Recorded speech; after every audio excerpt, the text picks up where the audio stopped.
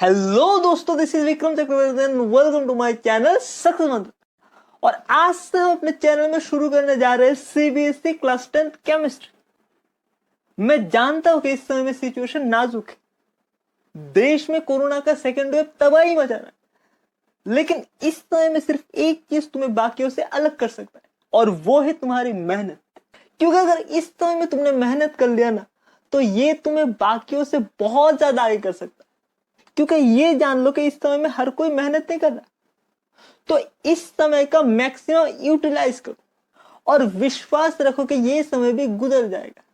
मेरा लक्ष्य है कि जो भी इन वीडियोस को देखे वो केमिस्ट्री में 100% स्कोर कर सके, और मैं गारंटी देता हूं कि बिल्कुल पॉसिबल। सिर्फ तुम्हें इन वीडियोस को प्रॉपरली फॉलो करना होगा।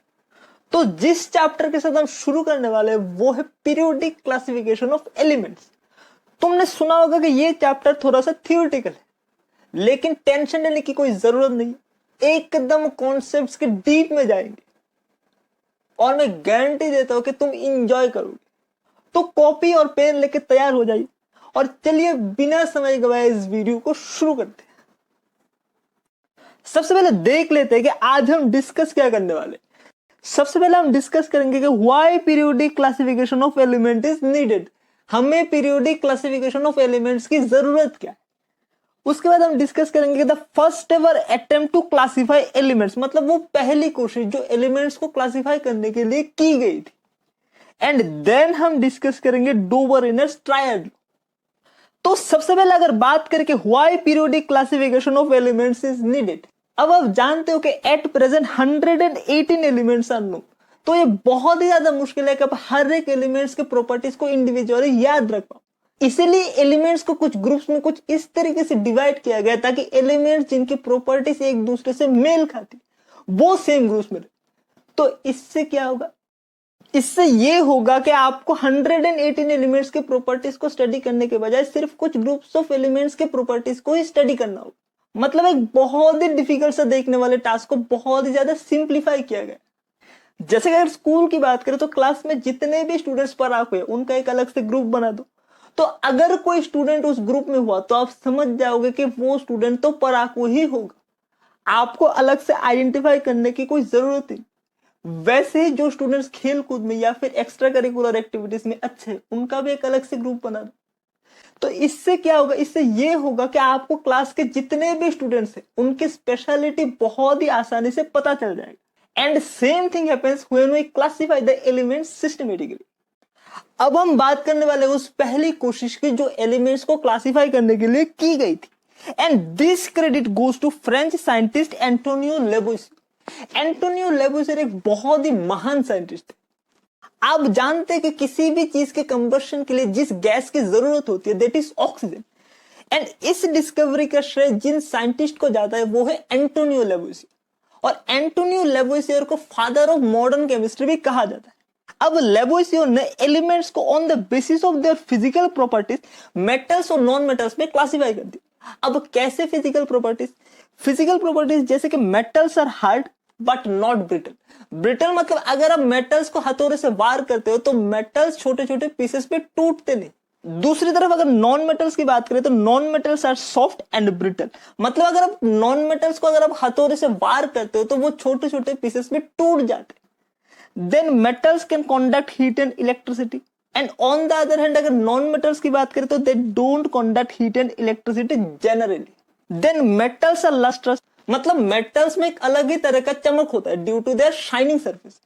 And on the other hand अगर non metals की बात करें तो generally non metal doesn't have any lustrous property, मतलब उनमें किसी भी तरह का कोई चमक नहीं होता। देन मेटल्स आर सोनोरस, मतलब अगर आप किसी भी मेटालिक सब्सटेंस के ऊपर वार करते हो तो उनमें से एक स्पेशल किस्म का मेटालिक साउंड पैदा होता है जैसे कि मंदिर की घंटी। And on the other hand अगर नॉन मेटल्स की बात करें तो दे आर नॉट सोनोरस, मतलब नॉन मेटल से किसी भी तरह का कोई स्पेशल साउंड पैदा नहीं होता। बट ये जो फिजिकल प्रॉपर्टीज है जिनके बेसिस में एलिमेंट्स को क्लासिफाई किया गया उनमें कई किस्म के एक्सेप्शंस पाए गए। एक्सेप्शन जैसे कि इलेक्ट्रिकल कंडक्टिविटी। हमने हमारे पिछले स्लाइड में ये देखा था कि जो नॉन मेटल्स होते they don't conduct electricity, but carbon जो कि एक नॉन मेटल है in the form of graphite it can conduct electricity. Then हमने पिछले स्लाइड में ये भी देखा था कि जो नॉन मेटल्स होते हैं they don't have any luster, but iodine जो कि एक नॉन मेटल है, it has a shining surface similar to metals. Then हमने ये भी देखा था कि जो मेटल्स होते हैं they are hard in nature and जो नॉन मेटल्स होते हैं they are soft in nature. But अगर एल्कली मेटल्स की बात करें जैसे कि सोडियम, पोटेशियम, लिथियम एटसेट्रा, वो इतने सॉफ्ट होते हैं कि आप उनको लिटरली छुरी से काट सकते। और दूसरी तरफ कार्बन जो कि एक नॉन मेटल है in the form of diamond is extremely hard substance.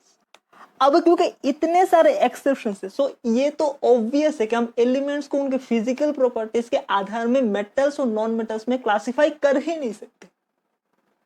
Then अगर डोबरिनस ट्रायड लॉ की बात करें तो जैसा कि नाम से ही पता चलता है कि it was given by German scientist Dobereiner in the year of 1829। उन्होंने क्या किया, उन्होंने तीन एलिमेंट जिनकी केमिकल प्रॉपर्टीज एक दूसरे के सिमिलर है उनको इस तरीके के तीन ग्रुप्स में रख दिया। ये जो तीनों एलिमेंट्स के जो ग्रुप्स है उन्हें ही कहा जाता है ट्रायड्स। अब इस वीडियो के शुरू में हमने डिस्कस किया था कि why classification of elements is needed. अब डोबरिनर वो पहले शख्स है जिन्होंने पहली बार इस नेसेसिटी को महसूस किया था। उन्होंने ये ऑब्जर्व किया था कि certain elements have similar properties and that is why they can be put together in groups of 3 elements each. अब चलिए देखते हैं कि डोबरिनस ट्रायड लॉ में एक्चुअली कहा क्या गया। डोबरिनस ट्रायड लॉ में कहा गया कि when elements are arranged in order of their increasing atomic masses, मतलब number of protons plus number of neutrons, then groups of 3 elements having similar chemical properties are obtained which are known as triads। then देखा गया जो triad का जो middle element है उसका atomic mass बाकी दो एलिमेंट्स के एटॉमिक मास के एरिथमेटिक मीन या फिर एवरेज के बराबर होता है। that is the atomic mass of middle element of the triad being equal to the arithmetic mean of the atomic masses of other two elements। अब अगर इस एग्जांपल की बात करें तो all these elements are arranged in order of their increasing atomic masses and all these elements have similar chemical properties. जैसे कि all these elements react with water to form alkalis and hydrogen gas and all these elements have a valency of 1। इनमें और एक similarity है कि इस triad के तीनों ही एलिमेंट्स आर मेटल। अब according to Dobereiner's triad law the atomic mass of sodium which is the middle element should be equal to the arithmetic mean of other two elements, that is lithium and potassium. Now the arithmetic mean or the average of atomic mass of lithium and potassium is 7 plus 39 by 2, that is 46 by 2 is equal to 23, which is the atomic mass of sodium which is the middle element। अब अगर example number 2 की बात करें तो these elements are also arranged in order of their increasing atomic masses and all these elements have similar chemical properties। जैसे कि the oxides of all of them are alkaline in nature and all of them have a valency of 2 and moreover all the 3 elements in the triad are metal। Now according to Doberan's law the atomic mass of strontium which is the middle element should be equal to the arithmetic mean of other 2 elements, that is calcium and barium।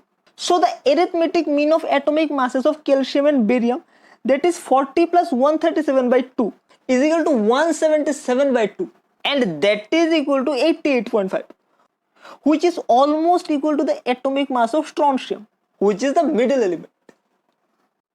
then अगर example number 3 की बात करें तो all these elements are also arranged in order of their increasing atomic masses and these elements have similar chemical properties। जैसे कि all of them are react with water to form acids and all these elements have a valency of 1 and moreover all the members of this triad are non-metals। Now according to Doberan's law the atomic mass of bromine which is the middle element should be equal to the arithmetic mean of atomic masses of other two elements, that is chlorine and iodine।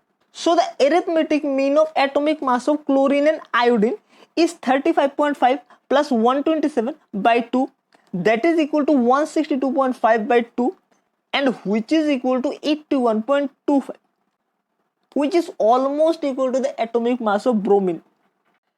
But Dobereiner's triad law में बहुत से खामियां भी थी, इसीलिए तो हमें आगे जाके दूसरे लॉस मिले। बट डोबरिनस ट्रायड लॉ के सिग्निफिकेंस को हम बिल्कुल भी नकार नहीं सकते क्योंकि डोबरिनर वो पहले साइंटिस्ट थे जिन्होंने एलिमेंट्स के प्रॉपर्टीज को उनके एटॉमिक मास से कोरिलेट किया। बट अगर डोबरिनस ट्रायड लॉ के लिमिटेशन की बात करें तो डोबरिनर सिर्फ 3 ही ट्रायड को आइडेंटिफाई कर सके और मैक्सिमम एलिमेंट्स में डोबरिनस ट्रायड लॉ एप्लीकेबल ही नहीं होता।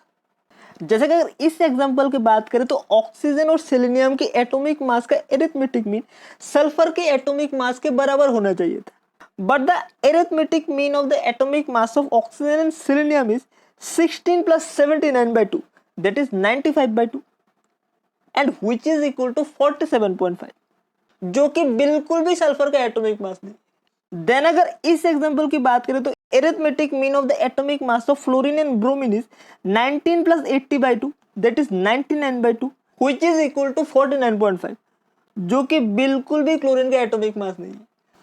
आई होप आपको ये पूरी वीडियो पसंद आई होगी।